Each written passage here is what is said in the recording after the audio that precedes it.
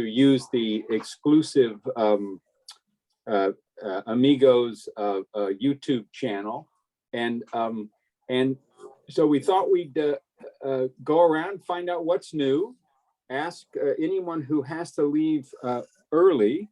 Okay, I'm sorry, to just maybe go first or second in the round the table, and then we'll have time later if anyone wants to add any additional reflections about Mark Peterson.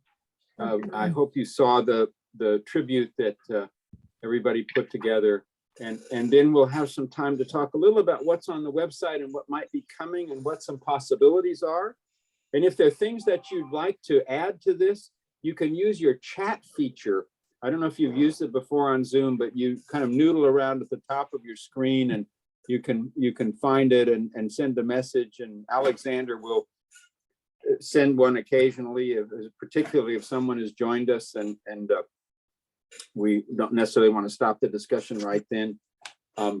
So if you do have some issues you'd like to make sure we cover, you can do it in chat, wait until it's sort of your turn at the mic. But are there those who do need to take off early and might want to give us a personal update on what you're up to and thinking about ahead of maybe anybody else?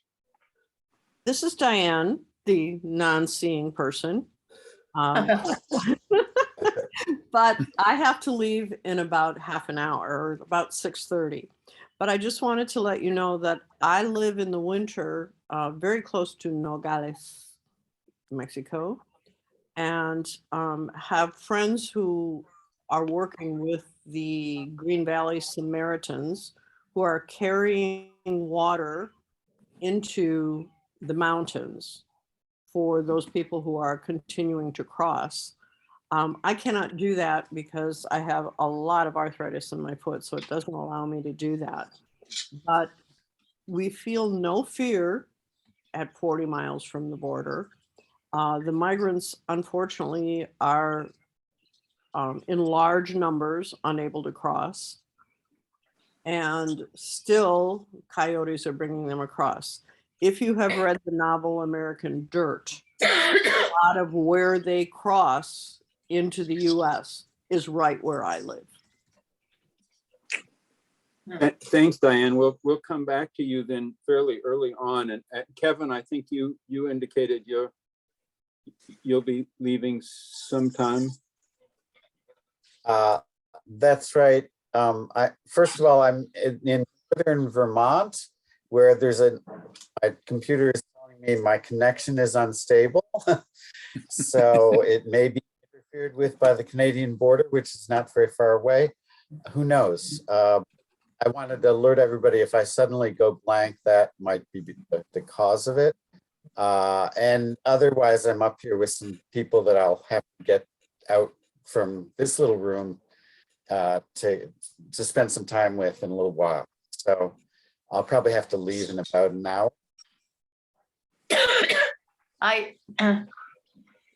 How do you put that little hand up? Oh, you're fine. You're fine. You go down to reactions, and it brings down a list of options, and it just says. Oh yeah, but I just see that. Oh, maybe I got you. I don't. That means you want to talk. Yeah, right. That's what it means. Okay. Yeah. Okay. And I wanted to talk with Diane before she has to leave. Diane, you lived with Fanny across the road from my family, didn't you? Yes, I did. Okay. And I had the privilege of washing my clothes on a cement washboard instead of going to the river. Now, are you the one who had the washing machine? No. We had the tank, the cistern in the middle of the courtyard, and all the washing was done there. But I wanted to say you were really privileged because you had that shower with a corncob water heater. So yes, and it was. Let me tell you, every 10 days that was just awesome. It was. You had a little blast of cold, and then you had a blast of hot when the corn cobs were hot enough. And I was really, because the son of that family that I lived with was a teacher. So he had some privilege. Of course. I want to know if you know what happened to Machis. Much, no, I don't, but I will tell you, I've kept in touch with my village. I've gone back many, many times. When I was on assignment at the embassy in Mexico City, I discovered, well, I was back visiting the village and they said, hey, we're having a wedding. One of your Mexican, you remember, I had 15 Mexican brothers and sisters. Oh. One of my Mexican brothers was getting married in a couple weeks. And I said, they invited me, they expected me to come. So I said, can I bring some friends? And they said, yeah, sure. So I got a case of champagne from the commissary and took 2 or 3 other first tour junior officers with me. And we had a fantastic time. We spent the night and didn't go back till the next day. It was wonderful. But I would love to go back. And that brings back obviously memories of when the Archbishop came and we did all of the decorating and that I don't remember, but I will tell you, many people in that village remember us and we are always welcomed. And I was so glad to see Mark Peterson's recollections about Juan Lucas. No, not one. Yeah, I was glad to read all of his recollections. But when I was there in 2018, we saw Jorge Albaran Lopez. I don't know about his other 2 brothers, but they are still there. And I gotta say, Jorge was a really shrunken, shriveled up little old man, which was kind of depressing to see. But Fanny and Gilberto Mendieta Gomez Tagle did marry. They never had any children. They had my older son come and live with them in Mexico City for about 5 weeks when he was struggling with Spanish. And Fanny has had very bad back problems recently, but she just had surgery and she's expecting another surgery and will get over it. So Fanny and Gilberto, I'm sure, would say hello to you and be glad to see you come back. Oh, I would love to. I'd like I would to, love to let go me back. interrupt for just a second. We'll get back to As the World Turns. Noreen, you wanted to say something? Oh, just that I have to leave at 8, mostly because I'm sick and I'm going to bed.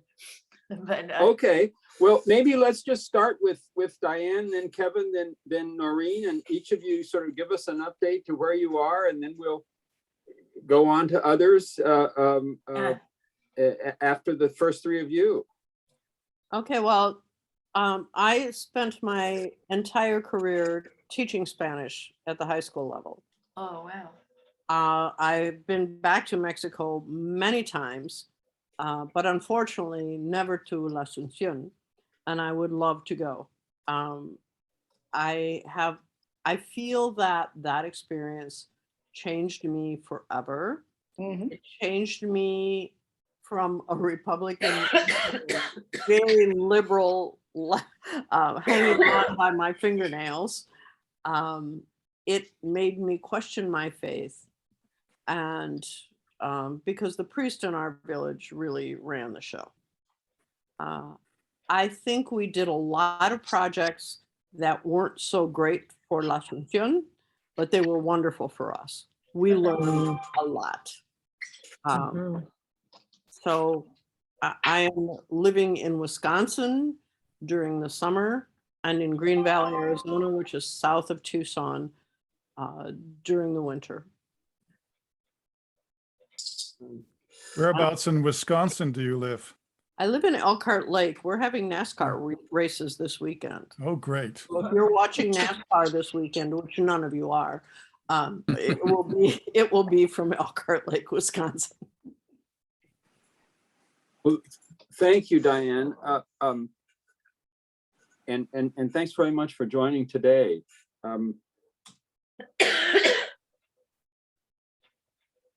Kevin, would you like to report in?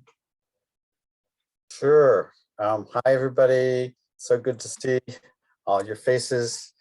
I mean, we've been talking recently with some friends about seeing people with smiles instead of masks. Yeah. And that's a wonderful thing, wonderful place that we've come to, I think, after the last 2 years.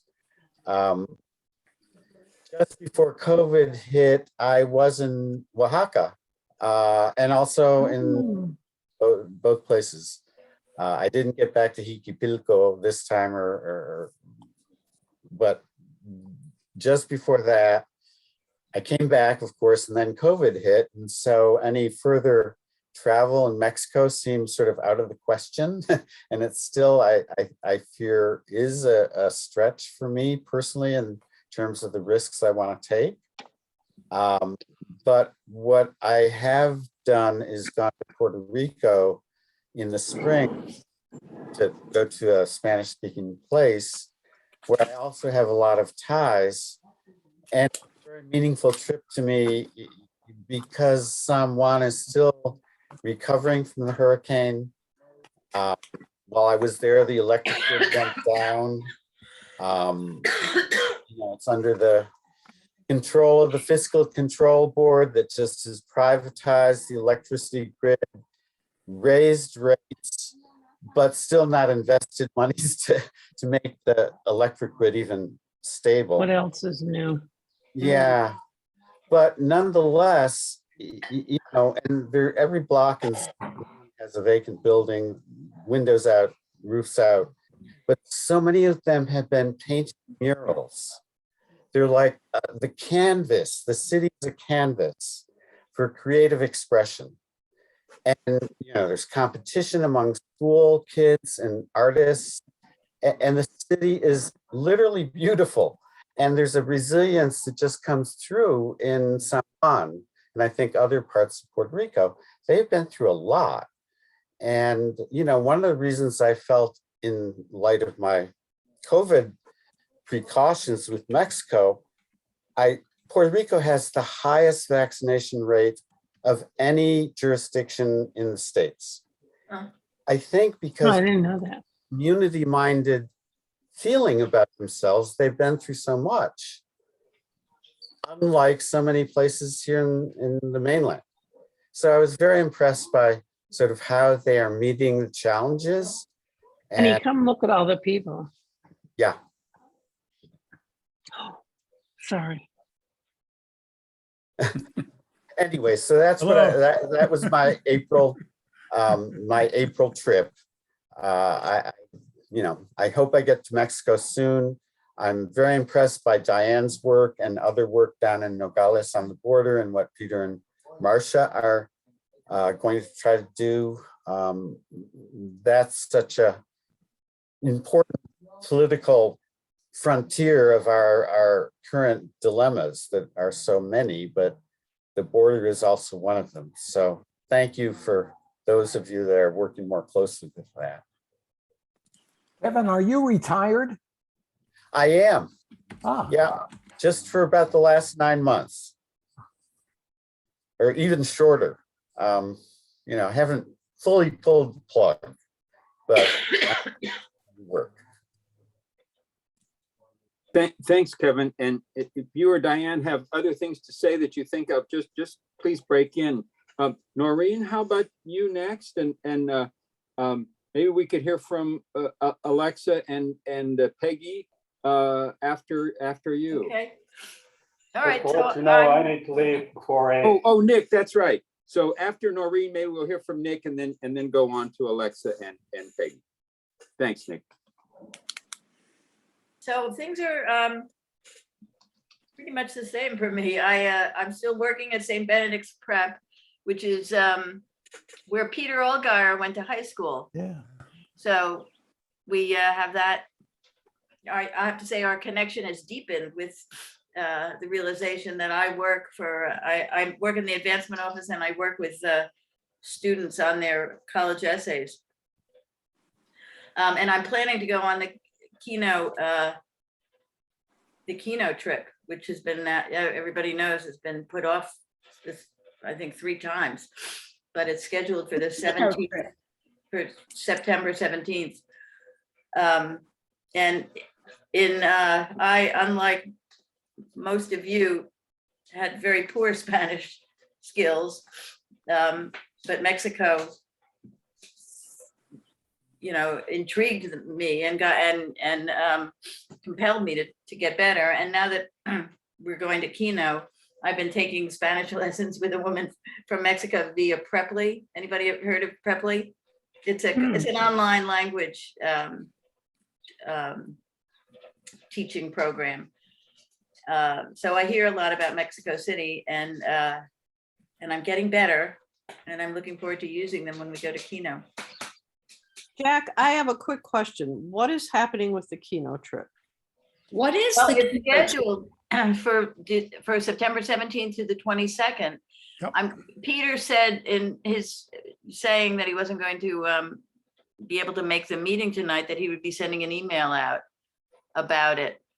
I'm actually going to see him next week because I'm heading up to Cape Cod where he now lives. And we're going to get together. So I'll know more then, but I don't know very much yet, except that it's on and it looks like it's going to stay on. Can you Not- please tell us what the Kino trip is? Oh, I thought everybody knew. Well, the Kino Border Initiative is here I have a show and tell. We have lots of information on our website if you want to. Oh, look okay. for it, okay. Great. No, Okay. go ahead, Noreen, please. Noreen. Yes. Well, as I There's tons understand on it, there, Peggy. was founded by, I think, some Jesuits as sort of almost a way station for people, for migrants coming to and from the United States, people who were deported or who were, trying to get in, I guess, legally. And it's grown into, much more than just a shelter. They have different programs. They have schools, it looks like. They have a food program. Anyway, and health. So a number of years ago, they opened up, they started these immersion weekends for people from other parts, from the United States to come down and see what they're doing. They're located, I understand that they're in Nogales in Arizona, but also they have a branch in Mexico too. So they're on either side of the border. And on these immersion weekends, you get to volunteer, you get to help out and you meet people who are, staying there and hear from the staff.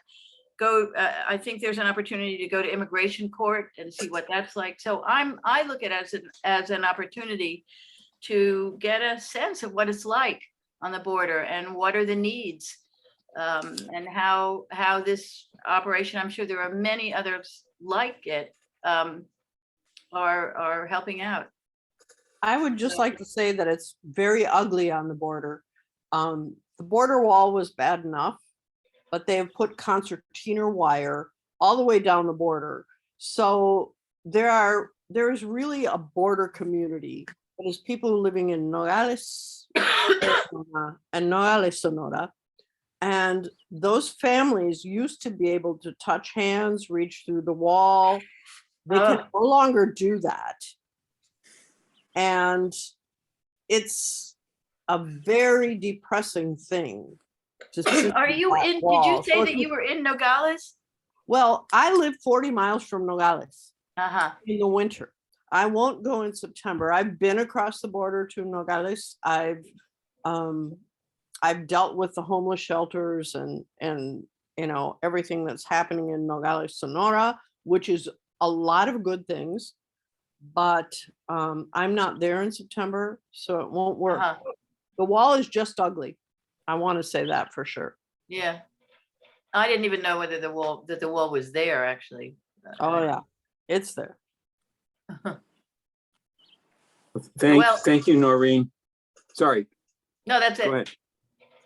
Well, thank you. And there is lots of information on the website about the Kino Border Project, and we can send out links to it in the follow-up to this. I just added in the chat a link to the Kino Border Initiative itself. I will fish a few from our website and toss them in as the conversation evolves. Great. Thank you. Nick, welcome. Love to hear from you. Okay, well, this is my first time participating. And I was in San Mateo, Textaliacac for one summer.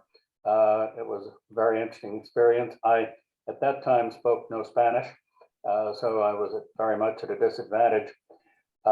Since then, actually, starting, I think, about 7 or 8 years ago, I have learned enough Spanish to be able to read a Spanish newspaper, and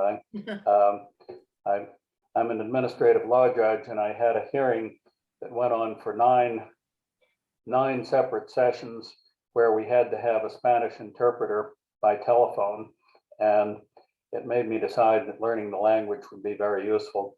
I hope to polish it up some more. I have not been back to Mexico since that summer, but I've been to Spain, I was very sorry to hear about Mark Peterson. He was one of the nicest people that I can recall from my college years. Just, you know, somebody that seemed to be fundamentally very, very decent, and certainly his loss is very sad. And it's just very interesting to be back and to be seeing people's recollections and their lives.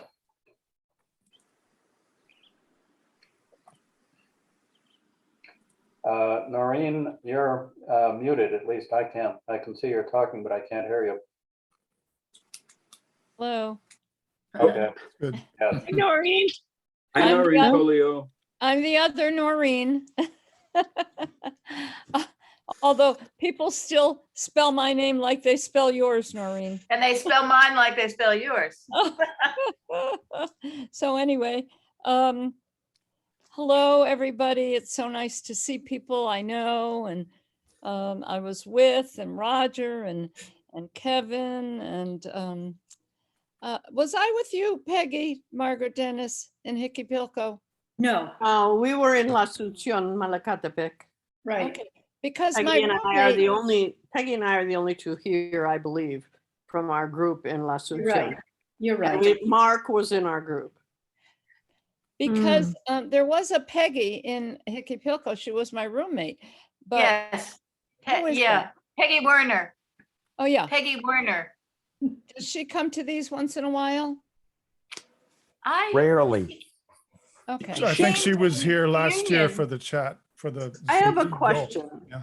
Are all of you from Amherst College except me? I know Larry No. Larry No. Hunting and I. Not Alexandra and me. No. No. Who's from Smith? What? Anybody else from Smith? Diane? you- Polio? No, I was from Ripon College with Larry Hunting, whose brother Larry. went to Amherst. We Ah. lost Larry a long time ago. A Yeah. beautiful soul. Do you know what did Larry in? Oh, I Had a Brain. brain tumor. Peggy, I used to, but I don't. You I don't repressed it. remember, but I know that the college had never published his death until I heard about it through this group. And Huh. then I sent information to Ripon College. But yeah, I don't know. But he was kind of our quasi leader there in. Oh, he La was Asunción. our team leader. Yeah, well, yeah, but he was such a, Or he had one.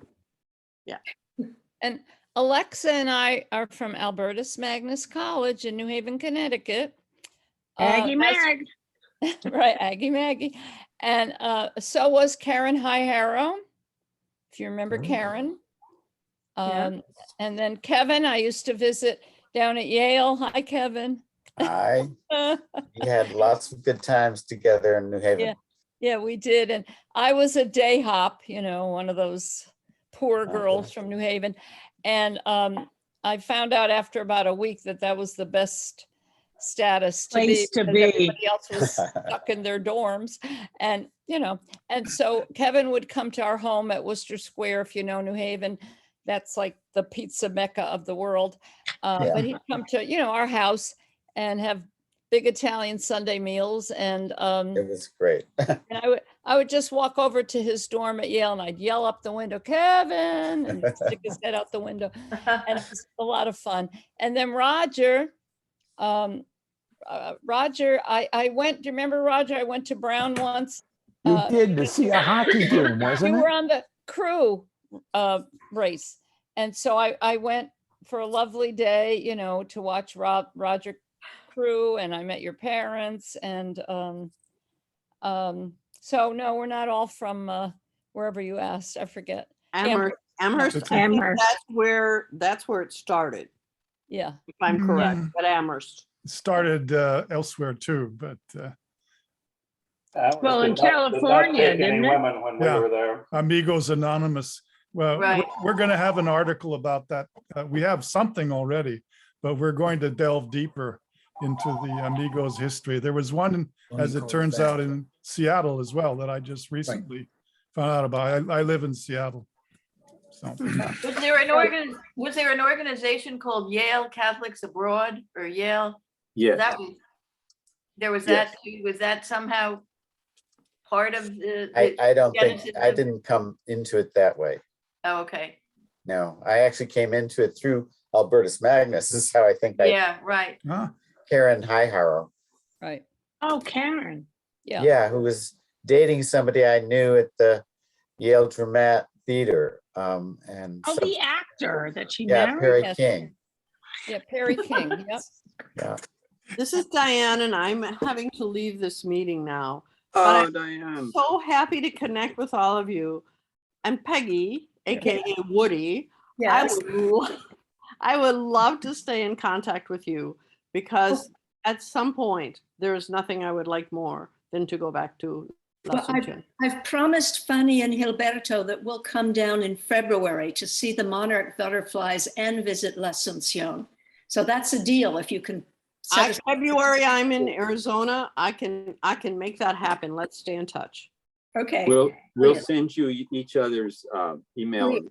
and phone Okay. too. Yeah. Thank you. That's Thank you wonderful. for organizing this Zoom. I Yeah. love it. You're very I- welcome. And yes, Noreen. No, I was just going to say, I have a connection with Amherst because Tom Garrity, who was the president of Amherst, is a friend of mine. He and I taught at the same school in Boston. It was the first bilingual school in Boston. If you know Boston, it was at the old BC High School across from the cathedral, and the city of Boston rented the second floor of the rectory there. And so Tom Garrity walked in one day to our two-week certification. I have 2 weeks and I have a stamped document that says I'm certified teacher and I could teach anywhere. And he walked into the room when we went to this now defunct university. And I said, oh my God, I know that face. I knew him from New Haven because he used to go to St. Thomas More, the Catholic chapel at Yale, as did I. And oh my God, that's Tom Garrity. So we became friends. He was a teacher in this school. He was avoiding the draft. He was at Harvard at that time. And I needed a job.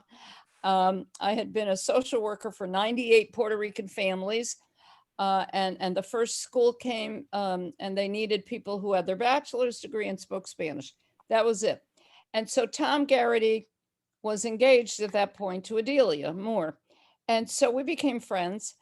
And anyway, and then Tom eventually moved back. He moved to New Haven to go to law school. And he has 4 sons. And the first son went to my sister's preschool at Worcester Square. My sister, like we just never gave up teaching. I had to, but she's had her own preschool for 47 years. Anyway, Tom's first son went to Carolyn's preschool. So we've kept in touch over the years. And I did come to Amherst. I was invited to his inauguration there. And Carolyn and I went to Trinity College, where he had been before in Hartford. So anyway, I hear from them, at holiday times. So I had a little connection to Amherst.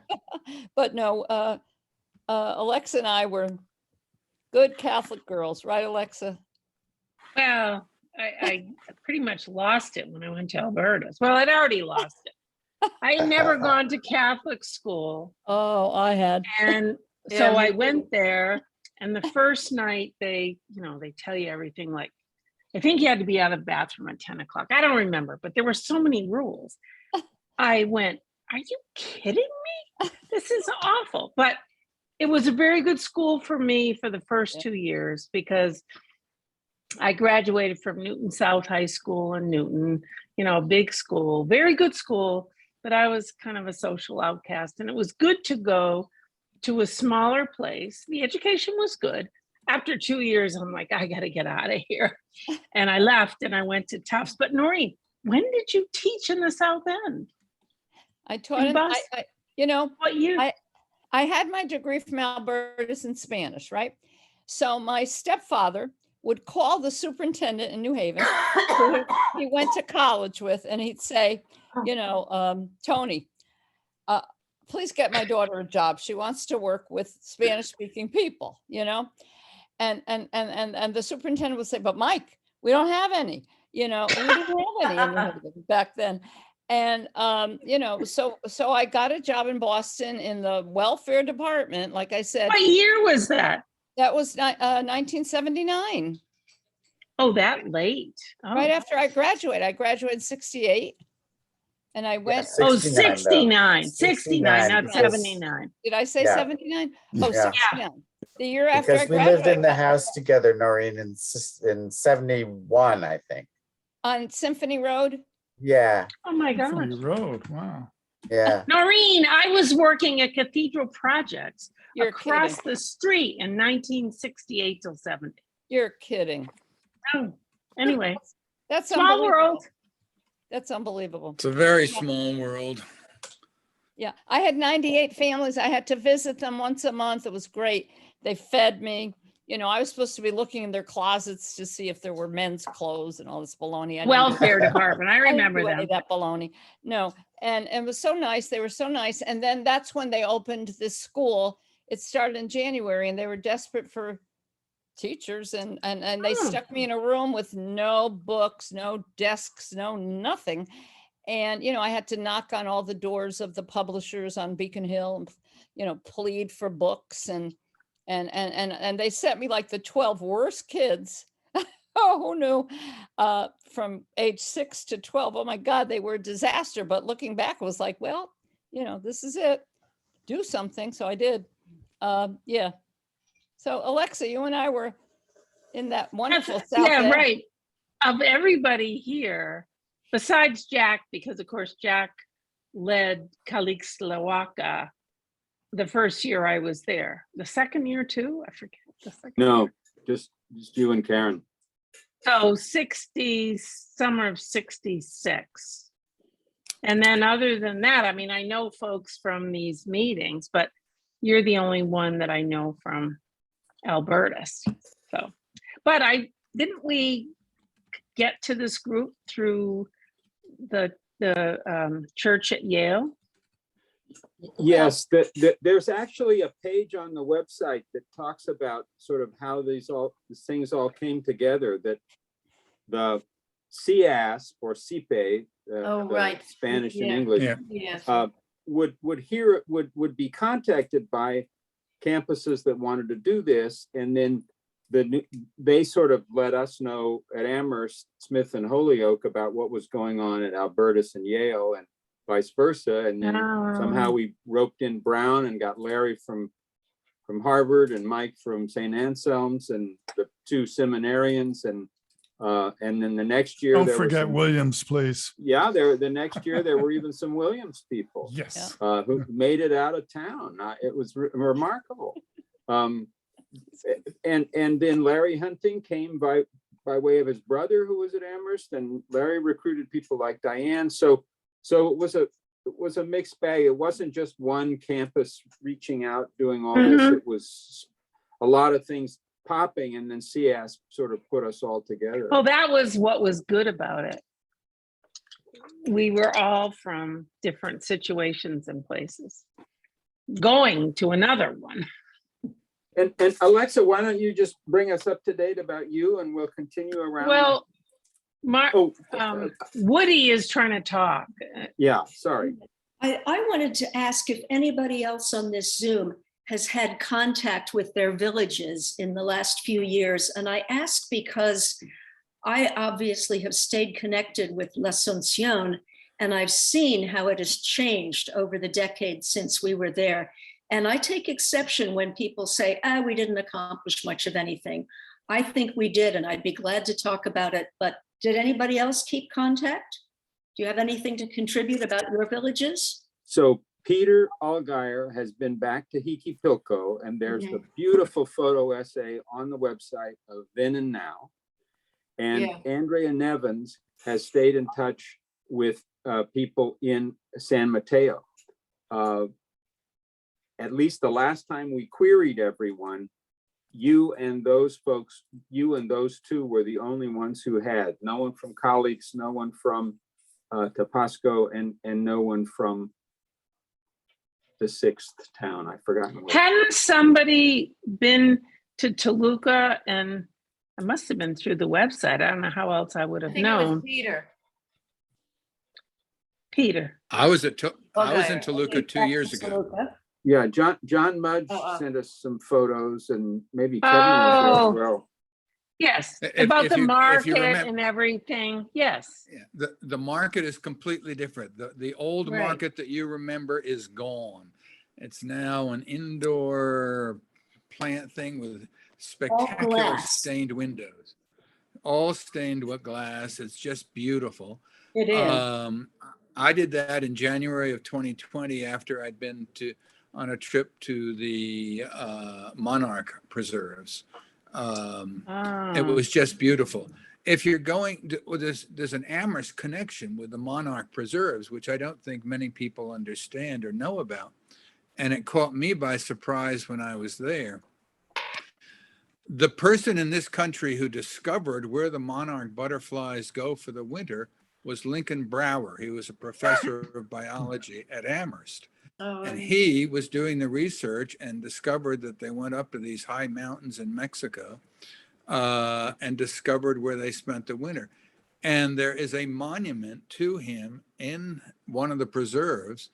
And I'm willing to bet it's the only monument to an Amherst professor in a foreign country. But the monarch preserves are just spectacular to see. Literally hundreds of thousands of monarch butterflies up in that high altitude. And it's the generation that will be born this summer here in New England and elsewhere across the country that will fly south to Mexico for the winter.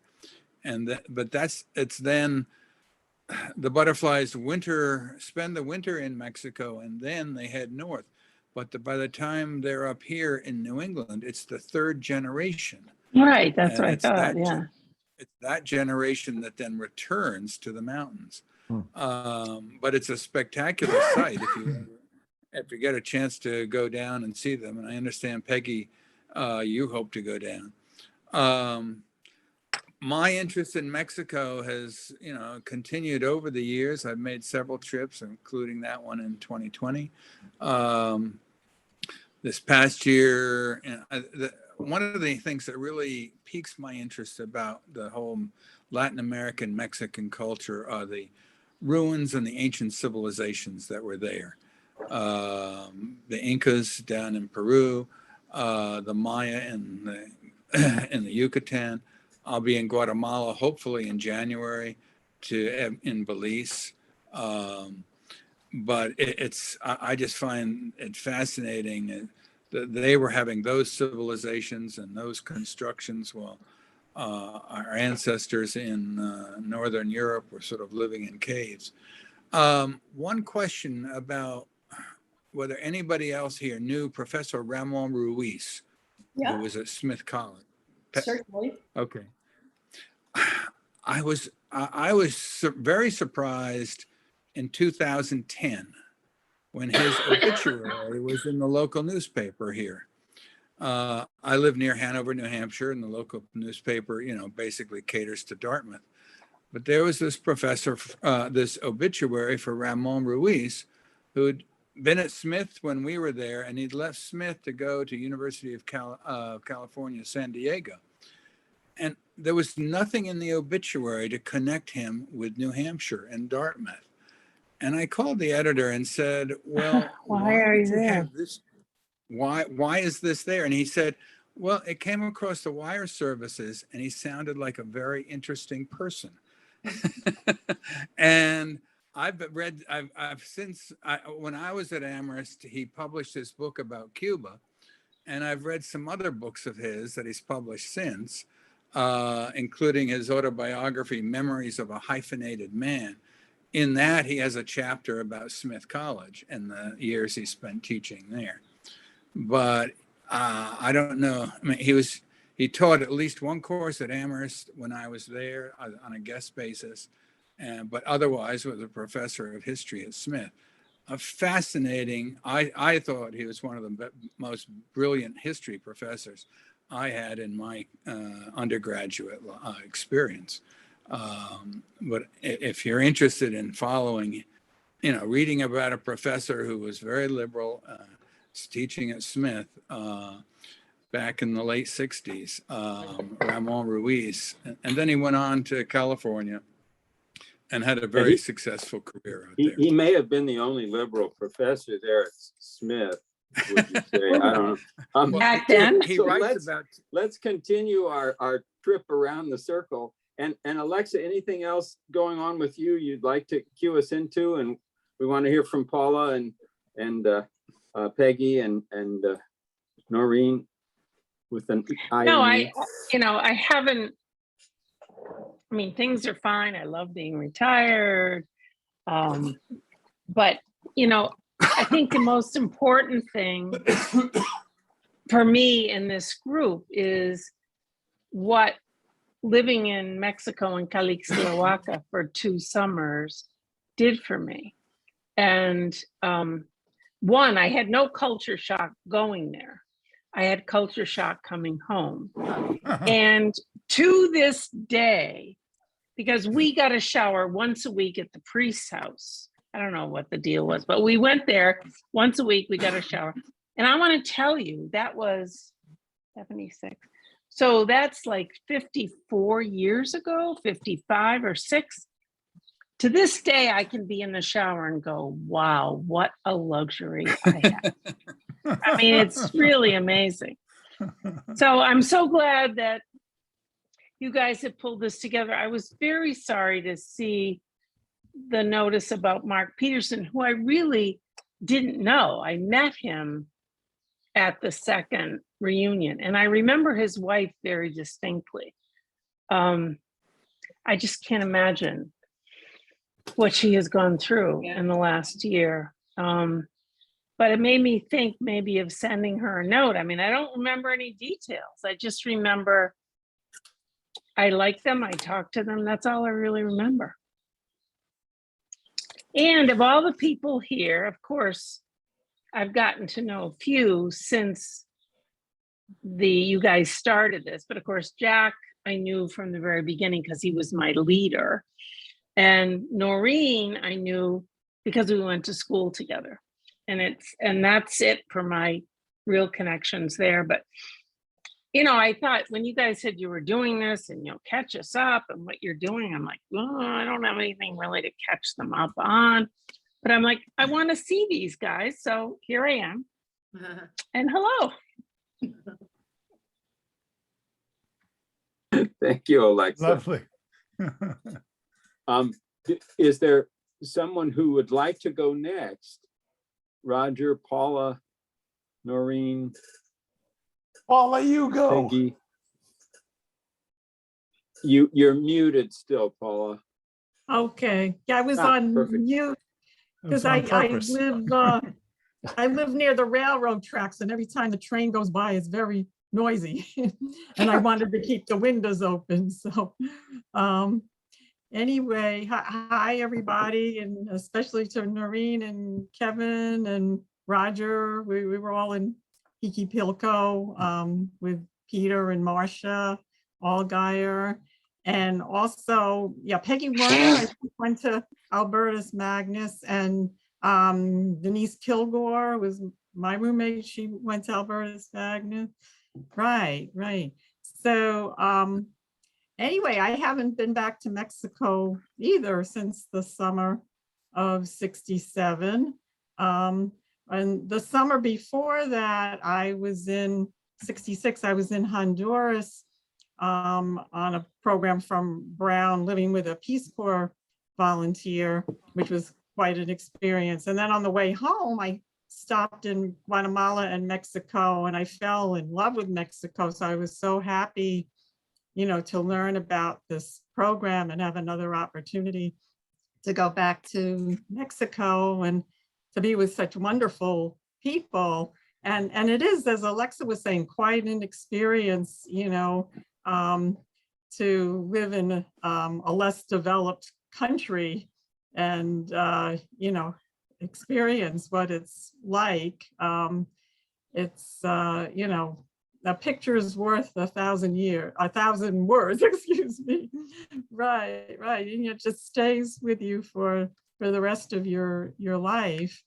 And right now, my synagogue is part of a coalition of 7 synagogues and I think 1 church that is helping, or we're going to help with resettlement of families from Ukraine and Afghanistan.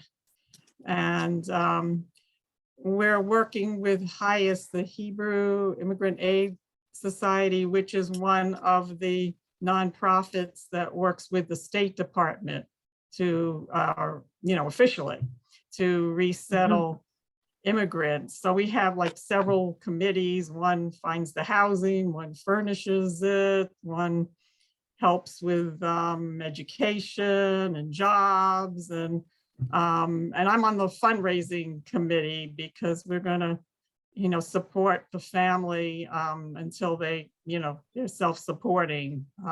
Well, at least up to a year, we can do that. So that's very exciting to have that experience. And I live in Tuckahoe, New York, which is a suburb of New York City in Westchester County.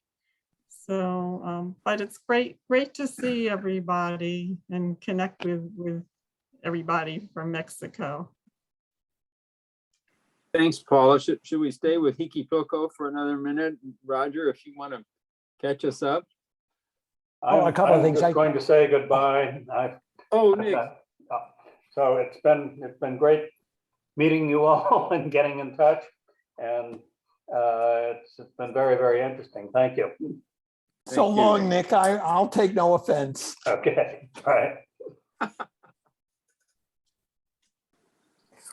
I'll start with some of the things that Alexa mentioned, but the lasting memories, I think, are the extreme poverty that I saw in Mexico that I had never been subjected to, even working at a Head Start program during my high school years on the Lower East Side. I remember taking that train out of Mexico City and just being appalled at the people sleeping in boxcars, or when we took some time off to go to Acapulco and riding on that bus and seeing people living in cane huts. It's just a lasting memory that makes me committed to some sort of social justice. So in that vein, I live in South Carolina. There's a lot of work to do in this state. And we did it a couple of weeks ago with the March for Our Lives demonstration. My fiance and I moved from Florida to South Carolina. We had lived near Parkland where the school shootings had taken place, and there were over 25,000 people who got out and demonstrated for more gun control. Here in South Carolina at the state capitol, Columbia, 2 weeks ago, there was probably only 500. I don't get it, but so be it.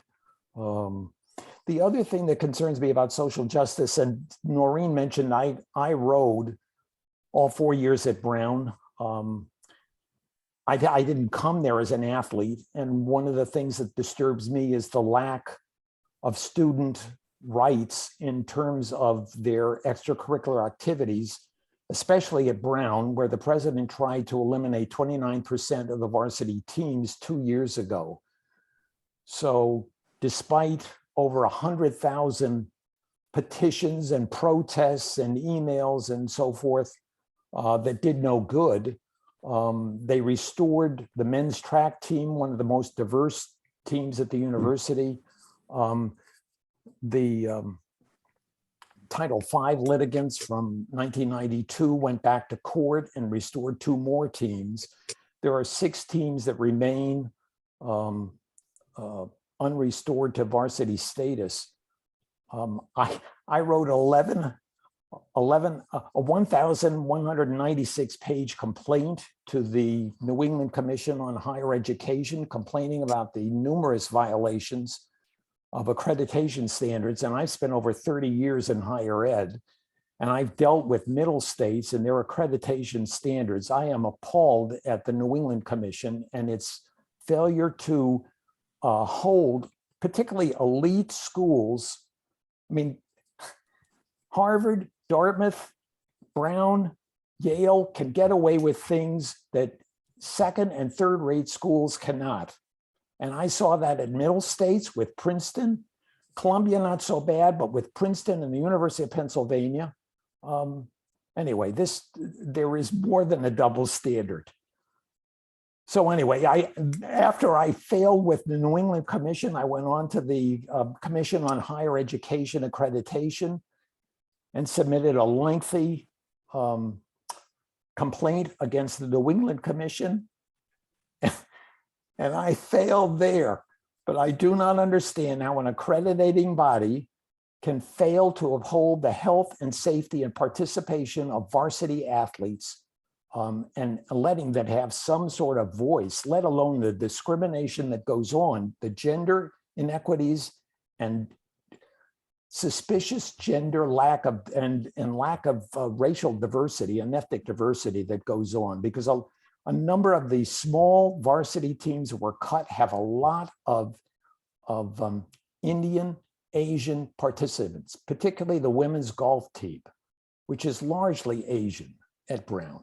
Anyway, I'm just appalled. So anyway, I get all worked up over social justice issues. So there am I. Can I just say one thing, Jack, before? Oh, sure. One of the things, I took 2 things away from Mexico. One is we were supposed to be there to help them, blah, blah, blah. They helped me. I don't know what I did, frankly, for them. But one of the most important thing I came away from there about the Mexican people, I mean, we were in the ejido system, the farmers. They had such a sense of who they were as Mexicans. They knew their history. They had a strong sense of that history and what was important.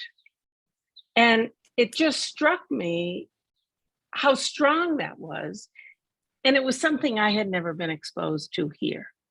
And I haven't since enough. Thank you. Peggy, do you want to bring us up to your activities and anything else that this discussion has sparked so far in you? Oh, my activities aren't nearly as interesting as La Asunción Malacatepec, but I keep extremely busy. I have a number of pet projects that require working on with county officials, state officials, civic projects, I would call them. I'm also very busy right now going to fundraisers for different Democrats running for Senate and just any number of things. But I want to go back to La Asunción because somebody said, well, I don't think we accomplished anything there.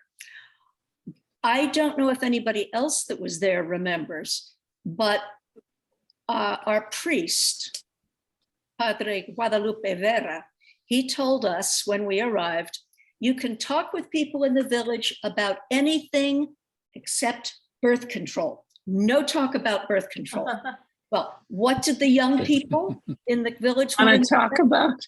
They wanted to know about birth control, and I do believe we told them.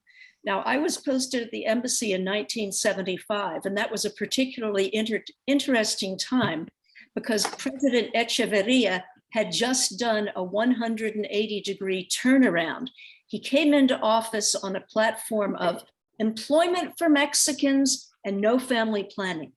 And his economists finally convinced him that those two goals were incompatible. So he went to suddenly the federal government promoting family planning like you wouldn't believe. There were family planning cartoons in the cinemas. There were all sorts of training programs, training traditional midwives in how to help with family planning, different technologies and what have you. It was just wonderful to see. And of my 15 brothers and sisters, I think one had 3 children, one had none, and all the rest had no more than 2, which I consider an amazing accomplishment. Also, when I was working on my master's thesis, I was looking at the ejido system and agrarian reform and how it had changed villages. And I went back to La Asunción and talked with Gilberto's family. And I had this theory, and he looked at me and he laughed and said, no, you're completely wrong. This village has made so much progress, and it's all down to education. Gilberto was from one of the leading families in the village, and the mother and father had made the decision, I guess when they got married, that they would send all of their children on for education outside the village. Back then, the village was a primary school. The primary school principal was Maria Elena Mendieta, their oldest daughter, who had gone on for higher education and then became principal of the school. And she served there for over 40 years and only retired a few years ago. She's still living, she's still there. But the Mendieta family, the young men were all sent out of La Asunción for secundaria, preparatoria, and universidad. They all got degrees.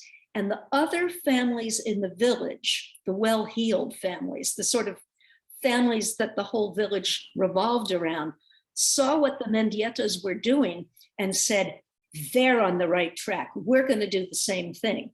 Unbeknownst to us, that summer of 1967, there was a cadre of about 130 mostly young men who had university degrees, who were from the village, and they would come back to the village and meet periodically with the village government and all the families that counted. And they would keep an agenda of what they wanted to see the village accomplish to improve itself. One of the first things that they got done was paving the access road. And when we were there in 67, it was a 7-kilometer monstrosity full of rocks. You could knock out the oil pan on your car so easily. Within about 4 or 5 years, they had gone to the state of Toluca, gone to the state in Toluca and said, we've raised X million pesos. Would you partner with us and help us get our road paved? They had a beautifully paved road very quickly. That road, which used to end at Asunción, now connects with the road that goes all the way to Ixtapan del Oro, where I was in the summer of 68, and connects on to, I think, Los Colorines. So it's now a road with a lot of accessibility. And because it's the equivalent of a county seat, it has got the secundaria, preparatoria, big municipal center. The municipal government has a website. The parroquia has a website. There are hotels there now and restaurants and tourist attractions. And it's just blossomed in the most beautiful ways.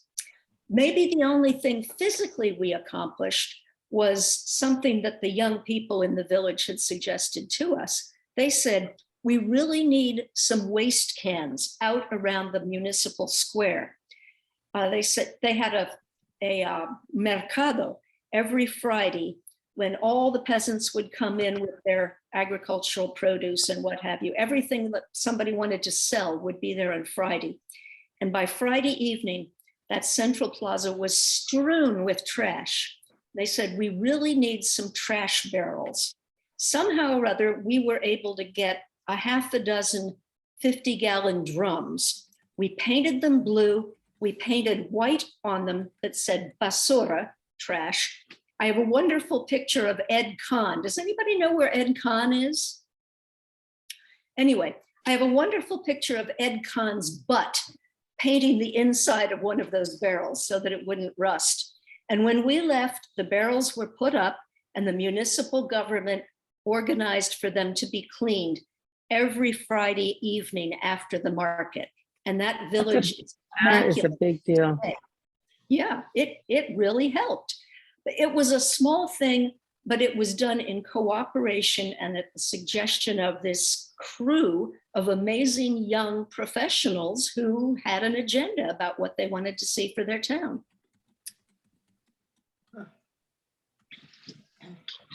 Okay. Thank you, Peggy. Joyce Okay. Walworth has just joined us. Hi, Joyce.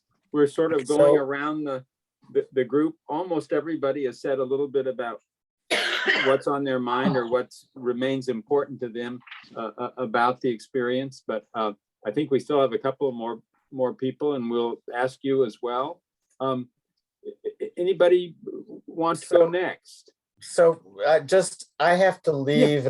I wanted to say goodbye to everybody. This has been wonderful seeing you all and hearing what is going on and how the experience is carried forward all these many years and so many lives. So thank you for that, especially Jack and Alex for helping us come together like this.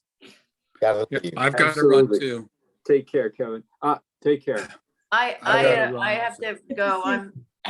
I'm not well, and so I need to go to bed. I hope you But, feel better soon. I'll definitely report on what happens. Who else is going to keynote here from here? Jack, you're going? So I am Alexander. I think those are the folks on this call who've signed up. Okay. And Well, we'll have a lot to say, a lot to Yeah. post, I think. Okay, thanks a lot, everybody. Here comes Jan Fine, Noreen. Pilcher, by the way. From Tapasco. Finally, someone from Tapasco. Alexander, would you like to catch us up on what you've been up to or what your thoughts are these days? Okay, well, I know that you and I talk quite often, so I'd have nothing new to tell you. I was in Tapasco, which was a bolt-on city in 1967. If we get to see Jan, there she is. Hi, Jan. I Yeah, she apologize, was- I got stuck in traffic.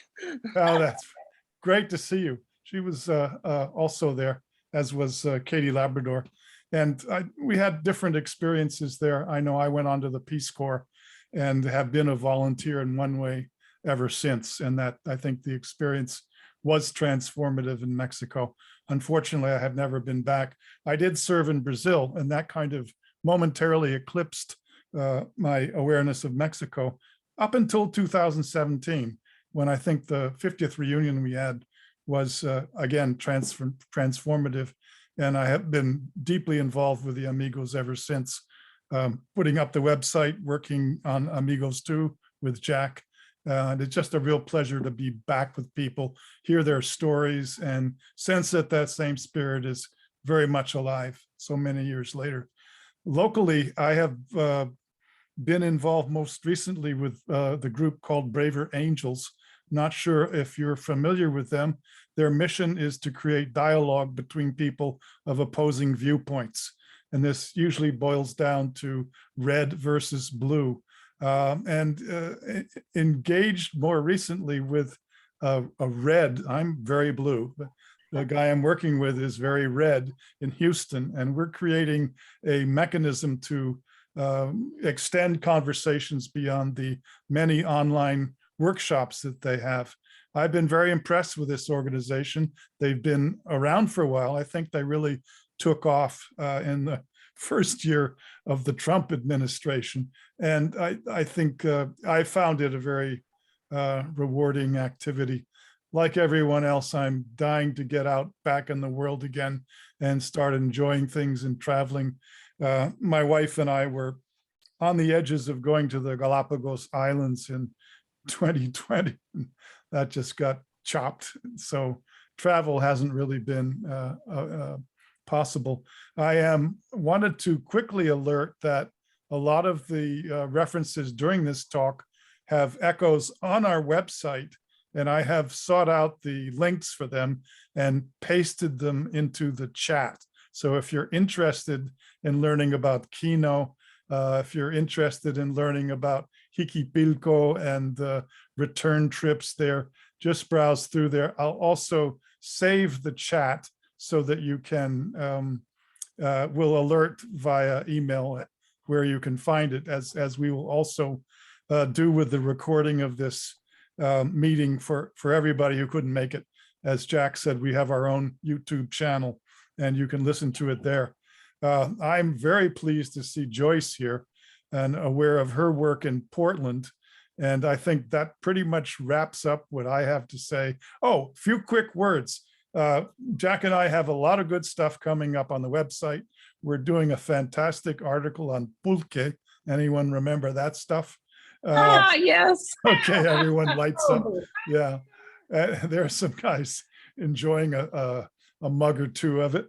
And it turns out that on our website, many people have experimented with it and left their impressions. So we'll roll that up all into one thing. We're also keen to start a series of podcasts focusing on individual amigos, their experiences, and kind of bring them out further. We sort of started this last summer when I interviewed Jack about his experience with Ivan Illich in Cuernavaca in the summer of 1968 or 68. Yeah. And that drew a lot of attention. So we want to keep doing that.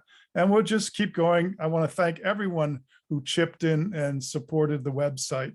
We're really grateful for that support, and it allows us to keep on going. So that's it for me. Great to see everyone. And I'll still be here. Yeah. What was the name of the organization, the red and blue discussion? Braver Angels. I will put the link to them in the chat. So you might find it worthwhile investigating. Oh, yeah. Yeah. So do you think we hear from Joyce now? Well, we haven't heard directly from Noreen, Joyce, or Jan. And Noreen, if you had more that you wanted to add, to what you've been up to, please go ahead, and then we'll hear from Joyce and from Jan.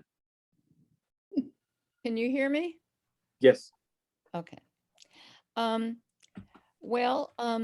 Many of you know that at this time last year, I was diagnosed with multiple myeloma cancer. It's been an incredible year. I feel great now. I have a terrific medical team. Peter, my partner, who's sitting over there waving, has been a tremendous help. My family, my friends, my colleagues from the schools I taught at. And so I was forced to retire. I never wanted to retire. I'm 75 now, so I was 74, still teaching.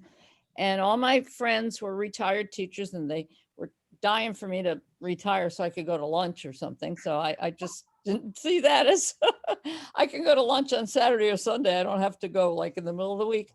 But, I'd have teachers teasing me walking by my door and say, Miss Polio, when are you going to retire? And this is what I literally would say. I'd say, someday you're going to carry me out of this place on a stretcher. And I'm just going to wave to everybody. I'm going to say it's been a terrific run. Well, it turned out that on June 4th last year, I fell right here in this living room, and because I was in excruciating back pain, and Peter couldn't pick me up. I wouldn't let anybody near me. And, I was carried out on a stretcher, but from my home. And that was the beginning of a very challenging year, but I had to retire. And it was the saddest day of my life. I didn't want to retire. I love my job. Mhm. I you know, I was like an armchair traveler for 41 years, meeting children and families, kindergarten to 8th grade from 80 countries, including one family that walked in one day and the grandmother was from Hickey-Pilco, believe it or not. You know, it's true. And so, you know, between like, you know, pain and you know, sadness from leaving my job, it's been quite a year, but I'm doing very well now. And thanks to all of you who have been supportive through the year and encouraged me. And so now, you know, I'm driving and cooking a lot and just enjoying being normal. I'm still having chemo, but it's once a week. And you know, they treat me like a queen when I'm there. Smilo at Yale is just tremendous. So, and then recently I sent Jack, and then Jack sent it to everybody, a link to an award that I just got last week from the New Haven Sister Cities. I've been a board member for 30 years on the Amalfi Committee. My father's mother was from Amalfi. If you've ever been to Italy, Amalfi is just a gorgeous coastal area in Campania near Naples. And I've been there a couple of times. And so that's where my grandmother was from. And so to honor her, for 30 years, I've been and still am part of that committee. So I was given a very nice award. And it was the first time Peter and I had ventured out in 2 years in a crowd, and it wasn't outside. It was in the New Haven Public Library, but we sat right near the door and we had our N95 masks on, and we didn't even eat one appetizer that was walking by us because we wouldn't take off all those masks. So it's been a week, and Peter, we don't have COVID yet, right? Yeah, so it worked.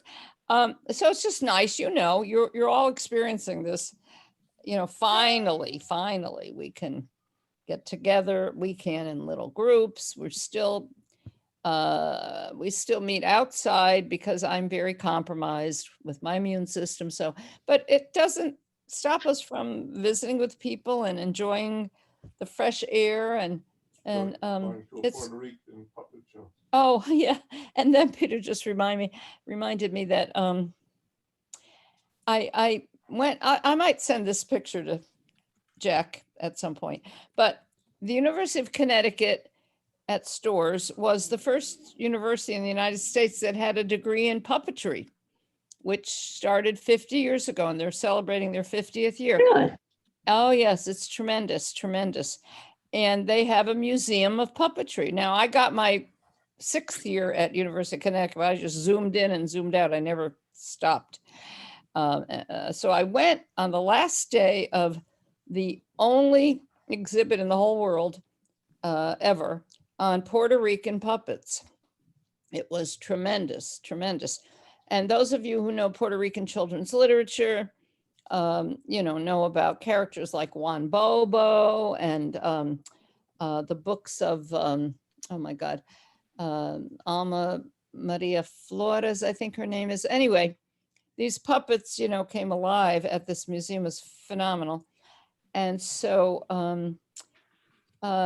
because I still want to do something related to teaching, and now I have the energy and the strength and, you know, the time.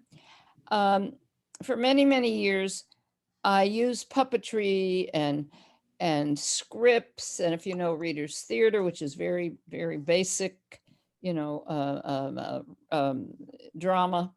I did everything from, you know, just reading scripts with the children to full-scale productions and puppet shows. And I taught English to speakers of other languages many, many times using scripts as the text and teaching, you know, grammar and vocabulary and comprehension and everything else you can name using a script. And for children who are very often especially the older they get, they're very embarrassed if they're speaking English and they make mistakes. But if they do it in the back of a puppet, They're Ah, golden. They're golden.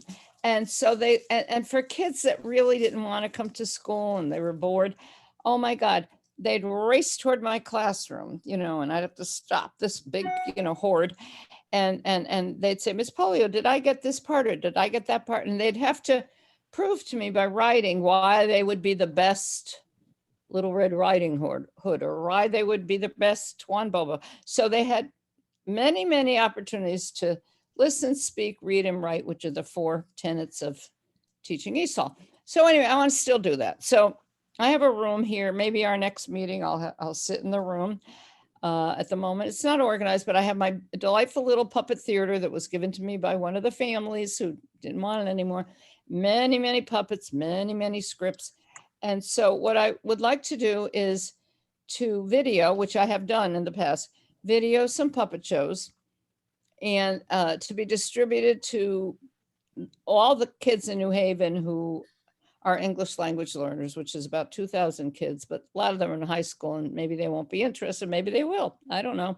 But I want to keep it up, and I never wrote, I often reimagined the scripts, to make them accessible to my students. And so I never did anything about Juan Bobo. And if you don't know his character, he's just terrific. He's a farmer and often considered to be a little less intelligent than the rest of us. But as it turns out, he's more intelligent than all of us, because he's just got wisdom.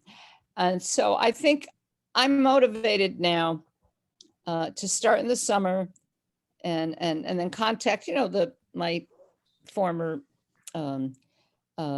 director to see what we can do with this, because children love it and they can learn from it. And I love doing it. I had 10 years in theater before I became a teacher. I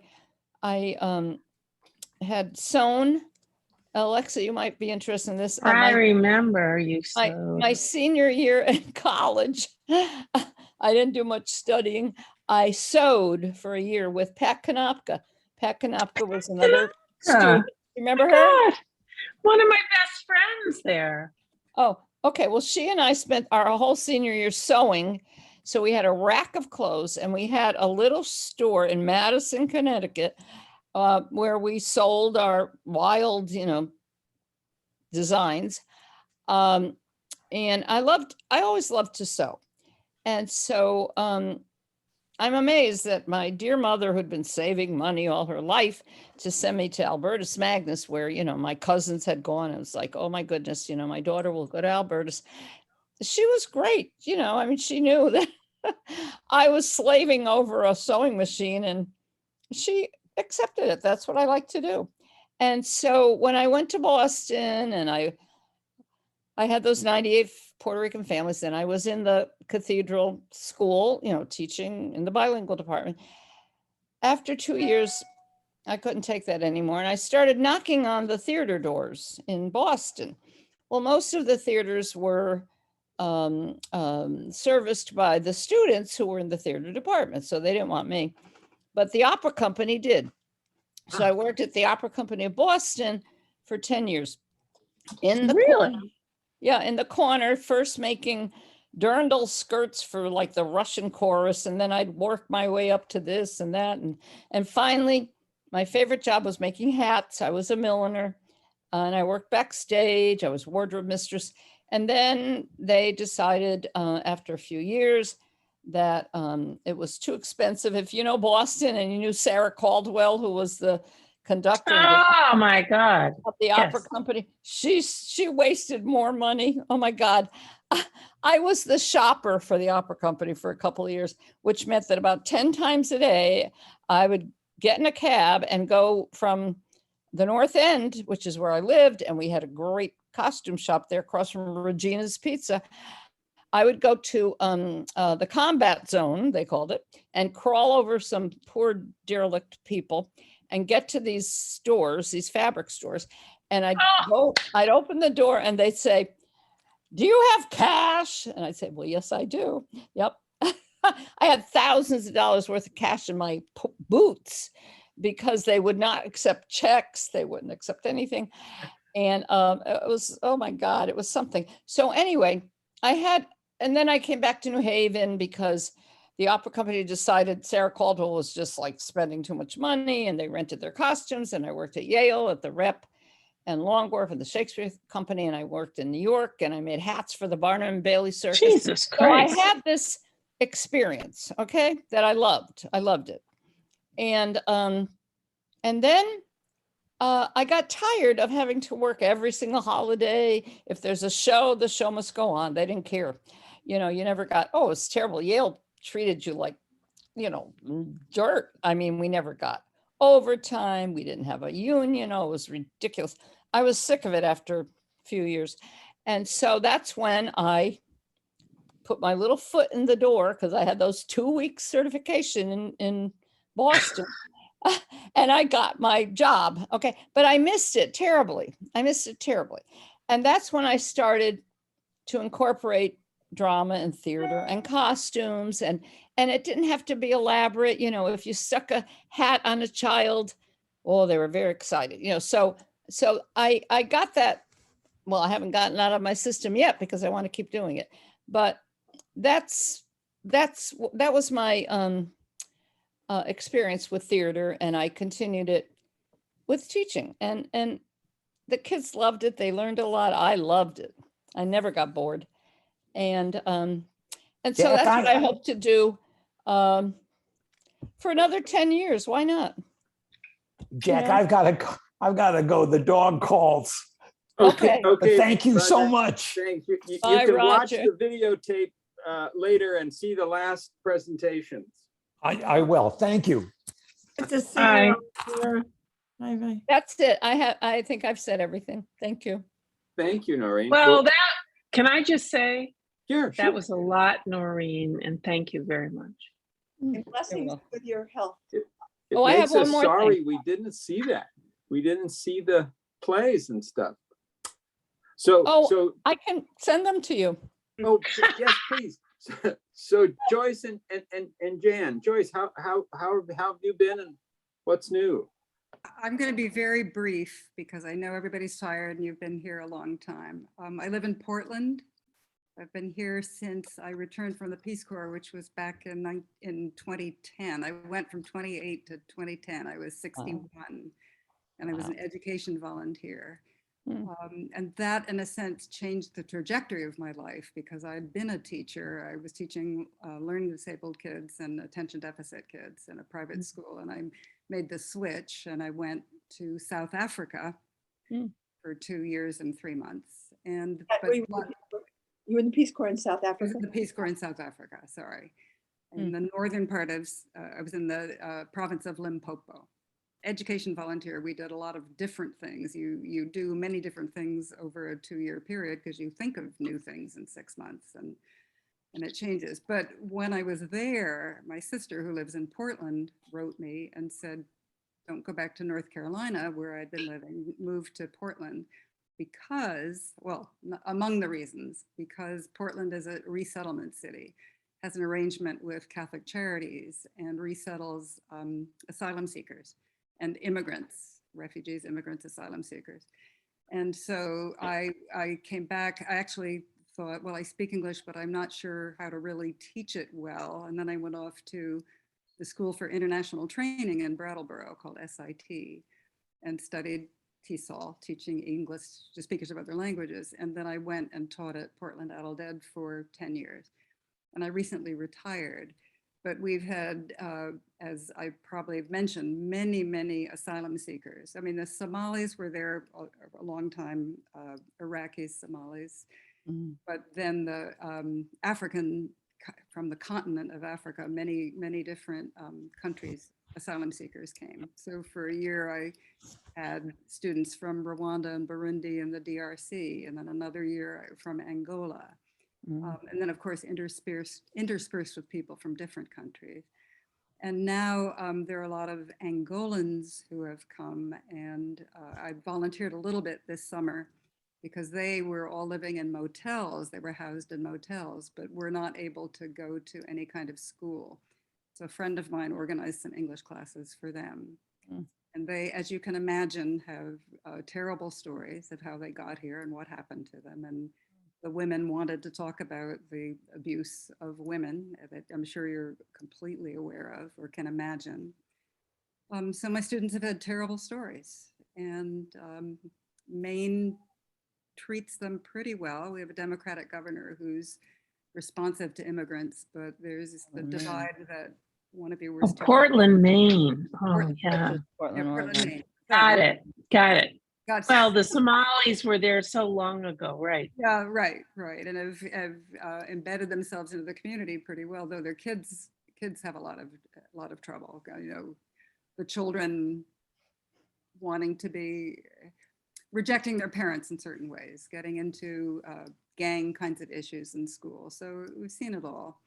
I'm doing much less of it now. I did officially retire, and I have a grandchild in California, so I've been there. But I still, I do the writing center, which is online, so help some students with their writing. So I've still got a hand in it, and friends who are very involved in it.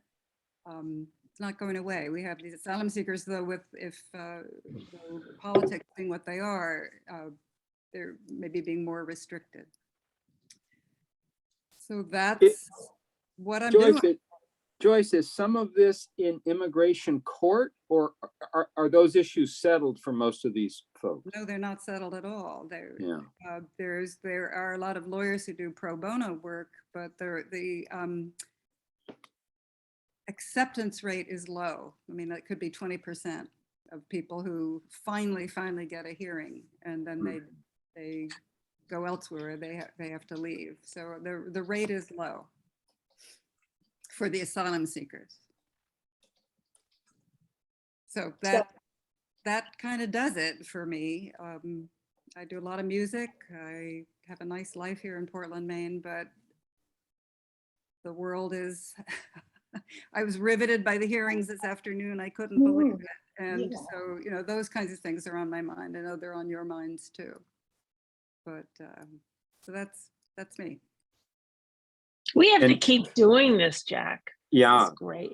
Because Joyce was a little bit late joining us because she had been at orchestra rehearsal or an actual concert. Yeah, orchestra rehearsal. So yeah, I play the viola, and as I told Jack, what a nice thing. I drove the oboe player who's got early Alzheimer's. And he had a big solo in a concert recently. So that was a nice achievement for him. So there I am. There you go. thank you very much, Joyce. I'm so glad you could join us. Jan. Oh, Joyce, can I ask you what town, what village were you in there? Thank you. I meant to say that San Mateo Texcallecac, and that was where John Steinhardt and Becky Babcock, who have died. Just amazing. I was very close to them. I loved them. So that's hard. I thought Nick Cobbs was going to be here tonight, but he was. Yeah. Was. Yeah. He left just as you came on. Oh no. Okay. I was looking forward to seeing his face. Very quick to you, Joyce. We have talked about your work in Portland before and have actually published it on our website. Learning more about what you say right now tempts me, and I'm sure Jack as well, to see if we could maybe dig a little bit deeper into that. We're also starting a series of podcasts in which we have more lengthy opportunities to talk about people's work. Perhaps you might consider that if we evolve. Finally, I'm a native New Englander. I grew up around Boston, but I've been in Seattle for 27 years. And when you say Portland, I immediately associate it with Oregon, which is how you pronounce it. Me too. And you all did. I'm so sorry. No. The funny thing is that the city of Portland got its name by a flip of a coin.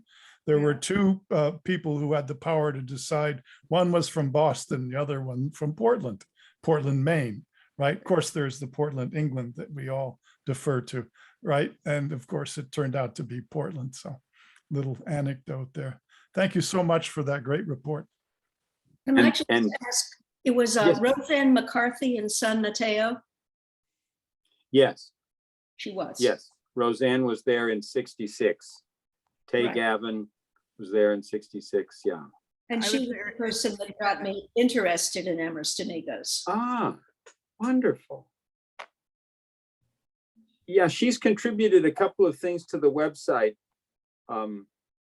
And you can see a new picture, a new photo of Noreen Polio on there. If you go to Hiki Pilko and then click on Noreen's name, it'll show you this new photo, and you can read Roseanne's reflections if you go to San Mateo and click on her name.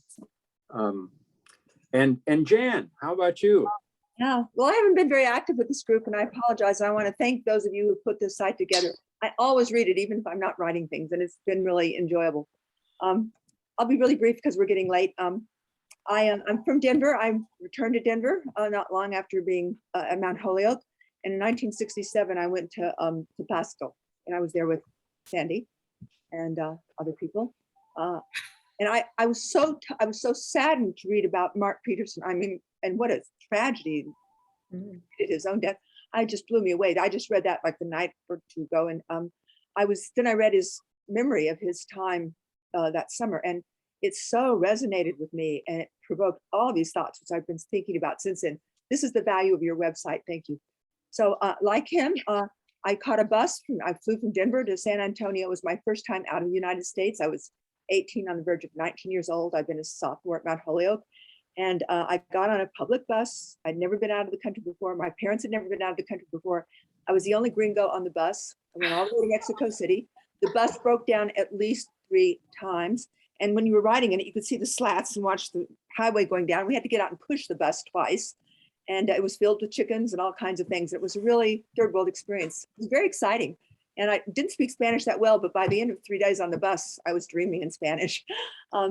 In the village, what I remember is I was assigned to work with the village nurse and made posters on clean water, but I ended up teaching the elementary school kids, and I loved it. And I ended my career teaching English to the international people. And my most vivid memory is hiking up these little trail into the mountains with all these kids following me, singing Juanita Banana because my name was Juanita there. There were some just wonderful memories. The other thing I remember is we had 3 girls sleeping in one bed in the mayor's house, 3 of us. And I remember cooking meals with Sandy and the other people in a room the priest gave us that had mold on everything. So we had to wash the mold and the mildew and everything off all the plates and clean everything. Do you remember that, Sandy? Yes, very clearly. It's on our website, pictures of that room. Look for Tapasco. I'll fish out the link while you continue. Put it up here. I have to say, after reading Mark's memory and listening to all, I never thought that much about how much it affected my life, but international has been the theme. So I graduated from Mount Holyoke with a degree, perhaps useless degree in English, went to graduate school for a year, got a teaching, whatever. And then I went to the ski bum in Aspen, Colorado, where my fate changed. I met an international photographer who had just come back from a trip around the world. And I sold everything I owned. That was about $800 worth of stuff. And I bought an around the world ticket. And I traveled around the world for almost 2 years. I hitchhiked, I did everything. I sold my ticket in Singapore and then just went overland. In those days, Afghanistan, Iraq, everything was open. Jesus Christ. Then I worked in London for a year. And I ended up coming back and teaching in Colorado for a few years. And I moved on to political activism. I worked on closing a nuclear weapons plant just outside of Denver. And we were successful. It happened in 1991. I started teaching. I married somebody with 3 kids, and I had a kid, so I had 4 kids. It was a crazy time. And at the same time, I remember reading this newspaper article in 1990 about this group of Cambodians who were coming to Denver, sponsored by somebody who was married to a Cambodian. I offered to teach them English as a second language. And I had this whole group of Cambodians that I taught for 2 years. And my family became very close to the only intact Cambodian family, which was a man and a woman who'd been separated during Pol Pot. They ran across the killing fields. The woman had the little baby. They ended up meeting again in a refugee camp.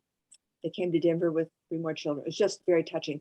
And it's ironic because this month I'm putting up a Cambodian woman the entire month who's here in Denver studying refugee reintegration into communities and helping them get jobs. And she's setting up programs for the United Nations in Cambodia. And she's working for an agency here for a month that's doing things like that in Denver. So I've been working for 40 years for World Denver. and it used to be the Institute of International Education. I've been working for them for 40 years since I've owned a home, and I put up people almost constantly, Fulbright scholars and all kinds of State Department visitors. It's been a very exciting part of my life. Let's see. Fast forward, I guess I ended up getting a job at the University of Denver with international graduate students, and I did a leadership program and other programs to help to integrate them into the community in Denver, because so many of them never got into an American home during their time here. And my last part of my career, I taught English at TESOL and a language institute here, basically for businessmen. But man, I met everybody all over the world. It was really fun. And so I'm retired now, but I'm still doing a lot of this work. And I just came back today from a meeting with a microcredit loan called Friendship Bridge. They work in Guatemala. It's very successful. And I took the woman who was my Cambodian guest there because they were doing kind of similar work, and she's looking at how to set up successful microcredit loan organizations. And I have to say my career was more in teaching and other things, but my life has been filled with international people. And I love Mexico. I've been back, but not to the villages we were in. And now it's not so safe to travel. So I like doing kind of off the road travel. I don't know that that's in the picture for now. So I attribute much of this to my summer in Mexico. It was just a wonderful summer. Was I fast enough? Thank you, Jan. Thanks, Wow. Jan. Great report. Any other comments on these? Things you've thought of, you wished you'd said? I wish I'd gone to the Peace Corps like so many of you. I was afraid because I was single, and I was afraid I would get stuck in some village in Africa by myself and I wouldn't be able to handle it. But everybody I hear who's been in the Peace Corps has so loved it, and it's just changed their lives. So bravo to you who did that. I just threw up a link to Friendship Bridge in case anyone's interested to learn more. These microcredits, they do amazing things. They have a 97 to 99% They do. pay rate.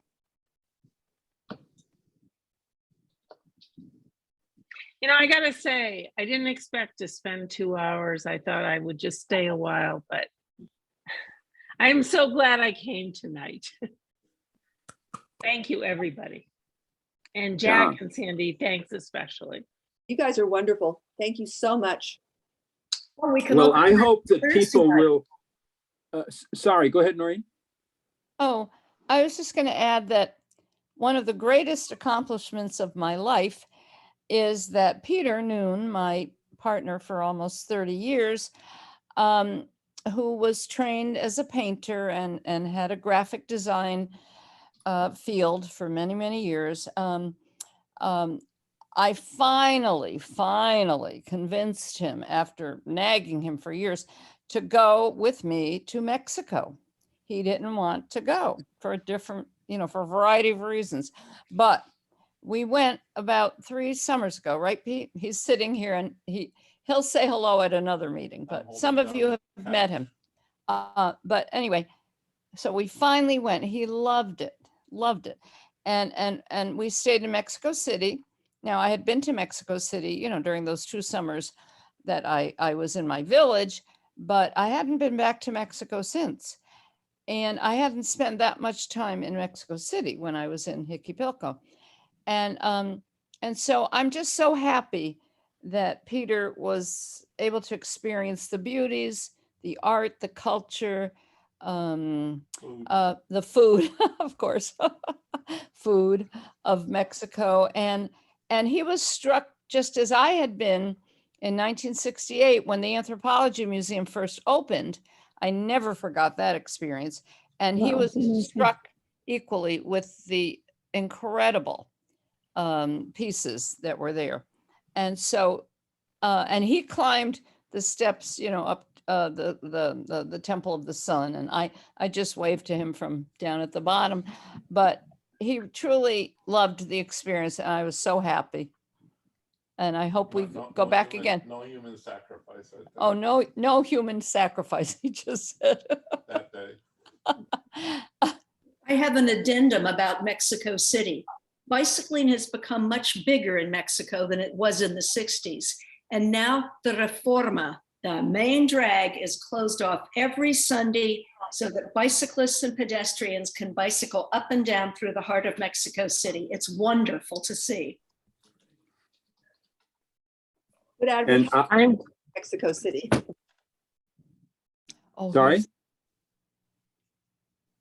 I'll give a plug for Mark's book, which I found online, and it's handsomely done. And the link that Alexander found to the 12-minute interview Mark had about this book with a grad student is well worth watching. And he makes this observation, says, if you want to contribute something new and you're an academic, the best way to do it, the fail-safe way to do it, is to talk about two things that haven't been put together yet.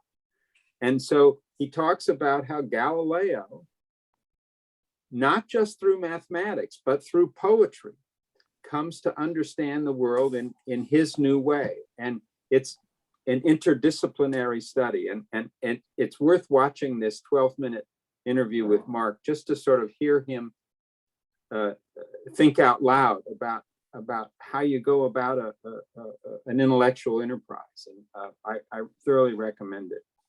And also read his own account of his experience as an amigo, which we put up there too. It's very original. He says things that very few others would have said. His unique By experience. getting drunk with the Yeah, boys. that's what I'm talking about. Yeah. Oh, it was wonderful. Thank you for publishing these things and opening our eyes. Yeah. Yeah, so we finished tonight with these thoughts of Mark and Indira, and her mailing address is in one of those, is in the post about Mark. So certainly feel free to write to her. She's had the worst of possible years. We'll do this again. Thank you so much. What are we going to call it? We've had Zoomigo, we've had Zoomiga.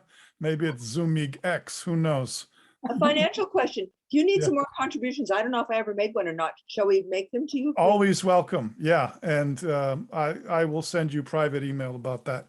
Okay. I will do that because I'm not sure I contributed before. So thank you. We'll straighten it out. Many thanks, Jan. Muchísimas gracias, señores. Por todo. De nada, a ustedes. Thank you so much. A la This is próxima. wonderful. Gracias. Appreciate it. Okay. Adios. Thanks for joining us. Good night, everybody. Thank you. Good Buenas night. noches. Blessings.